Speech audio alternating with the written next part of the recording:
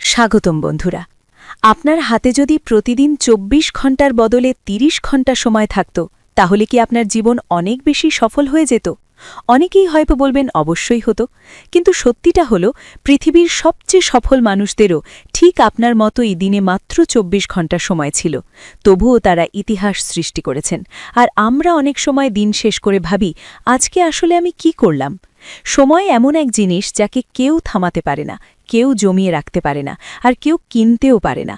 সময় শুধু একটাই কাজ করে, সামনে এগিয়ে যায়। আপনি যদি তাকে কাজে লাগান, তাহলে সে আপনাকে সফলতার দিকে নিয়ে যাবে, আর যদি অবহেলা করেন, তাহলে সে আপনাকে পিছনে ফেলে চলে যাবে। পৃথিবীর ইতিহাসে যত বড় বড় সফল মানুষ হয়েছেন, তারা সবাই একটাই বিষয়ে খুব ভালোভাবে বুঝেছিলেন, সময়কে কিভাবে কাজে লাগাতে হয়।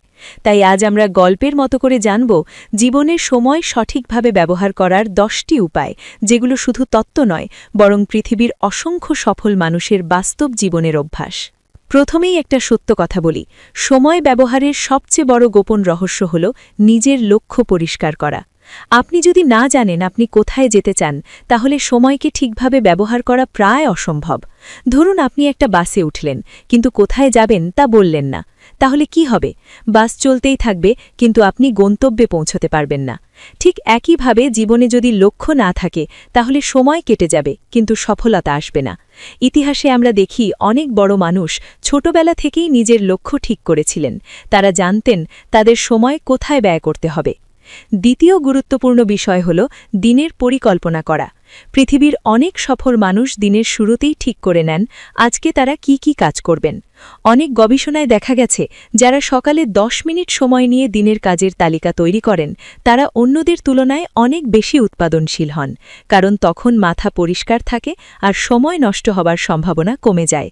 একটা ছোট খাতা বা মোবাইল নোটে লিখে রাখলেই যথেষ্ট। এতে আপনি বুঝতে পারবেন কোন কাজটা আগে করা দরকার আর কোনটা পরে। তৃতীয় বিষয়টি খুবই গুরুত্বপূর্ণ, আর সেটা হলো সবচেয়ে গুরুত্বপূর্ণ কাজ আগে করা।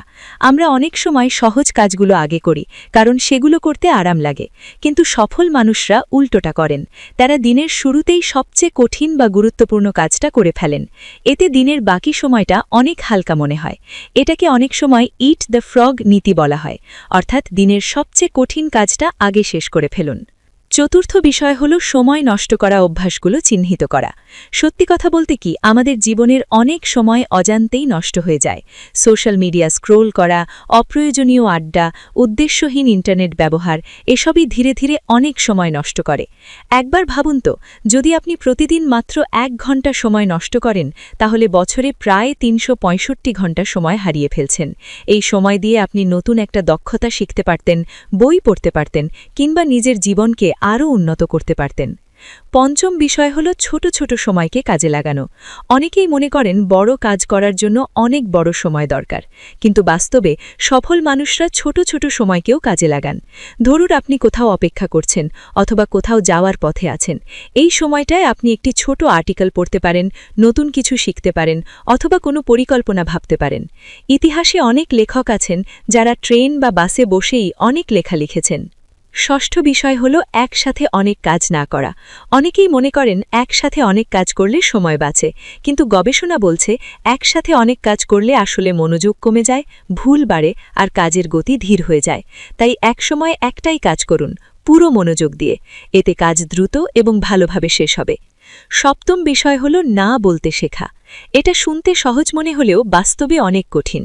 অনেক সময় আমরা এমন অনেক কাজের দায়িত্ব নিয়ে ফেলি যেগুলো আমাদের জন্য জরুরি নয়। এতে আমাদের নিজের গুরুত্বপূর্ণ কাজগুলো পিছিয়ে যায়।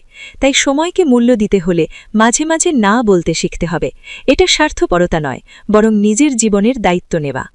অষ্টম বিষয় হল নিয়মিত বিশ্রাম নেওয়া। অনেকেই ভাবেন সারাদিন নিরবিচ্ছিন্নভাবে কাজ করলেই বেশি কাজ করা যায়, কিন্তু বাস্তবে মানুষের মস্তিষ্ক একটা নির্দিষ্ট সময় পর ক্লান্ত হয়ে যায়। তাই মাঝে মধ্যে ছোট বিরতি নেওয়া খুব জরুরি। এতে মন সতেজ হয় আর কাজের গতি আবার ফিরে আসে। নবম বিষয় হল প্রতিদিন নতুন কিছু শেখা। সময়ের সবচেয়ে ভালো ব্যবহারগুলোর একটি হল শেখা। পৃথিবীর সবচেয়ে সফল মানুষরা কখনো শেখা বন্ধ করেন না।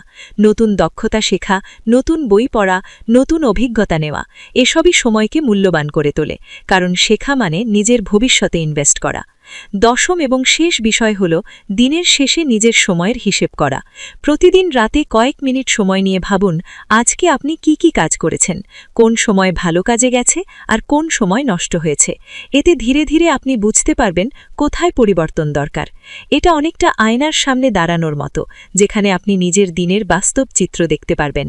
সময়ের মূল্য বোঝানোর জন্য ইতিহাসে অনেক উদাহরণ আছে।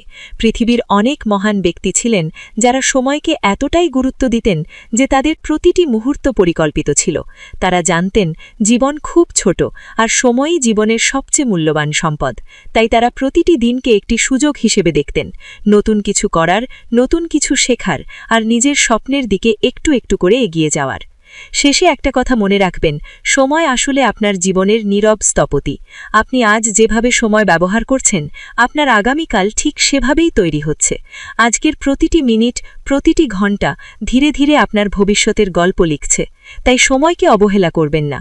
ছোট ছোট পরিবর্তন দিয়েই বড় পরিবর্তন শুরু হয়। হয়তো আজ থেকেই আপনি সিদ্ধান্ত নিতে পারেন আর সময় নষ্ট নয়, এখন থেকে সময়কে কাজে লাগাবেন। কারণ একদিন যখন পিছনে ফিরে তাকাবেন, তখন আপনি চাইবেন আপনার সময়গুলো বৃথা না যাক, বরং সেগুলো দিয়ে তৈরি হোক একটি সুন্দর, সফল আর অর্থপূর্ণ জীবন। আর যদি এই কথাগুলো আপনার মনে সামান্য হলেও নাড়া দেয়, তাহলে মনে রাখবেন সময় এখনও আপনার হাতে আছে। এখনই শুরু করুন ছোট একটি সিদ্ধান্ত দিয়ে, আর দেখবেন ধীরে ধীরে আপনার জীবন বদলে যেতে শুরু করেছে। আর এমন আরও বাস্তব, দরকারি বিষয় জানতে চাইলে অবশ্যই আমাদের সাথে থাকুন। ধন্যবাদ।